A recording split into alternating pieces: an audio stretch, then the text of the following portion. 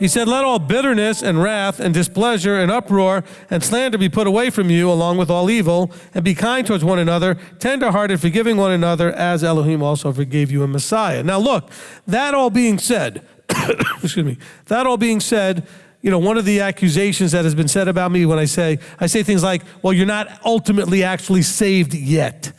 Okay, in other words, the whole salvation process. Now, look, you should have every confidence that if you do the Deuteronomy 8:2, that you show that it's in your heart to keep his commands, that you walk this out, that you believe in Messiah, that you trust in the Spirit, and all the stuff that it talks about here, you should have every confidence that you're fine and you're in.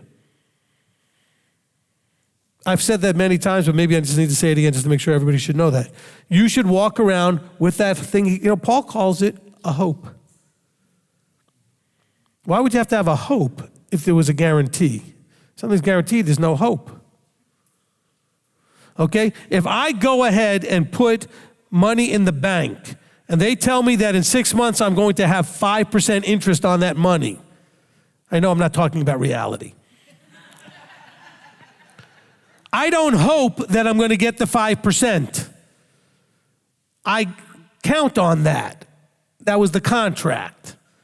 So we have a hope because there's things that can go wrong and you don't end up with what you expect. See, that's why we have a hope. But that hope is connected to an expectation. And all of that has to do with whether or not we're going to be in darkness or we're going to be in light.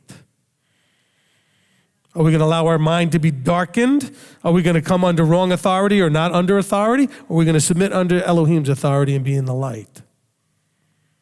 Then our hope leads to that correct expectation. He also tells you should have an expectation that if you do wrong and you go the other way, that you end up with nothing. You should expect that. The two possible things, choose life, choose death, you should expect either one based on your choices. You should have an expectation. We have a hope, though, that he will give us that eternal life. Why is it only a hope? Because he hasn't given it to anybody yet. The only one with it is Yeshua. And so we have a hope that all will play out the way he says it will. And we feel assured and we have an expectation because we know who said it.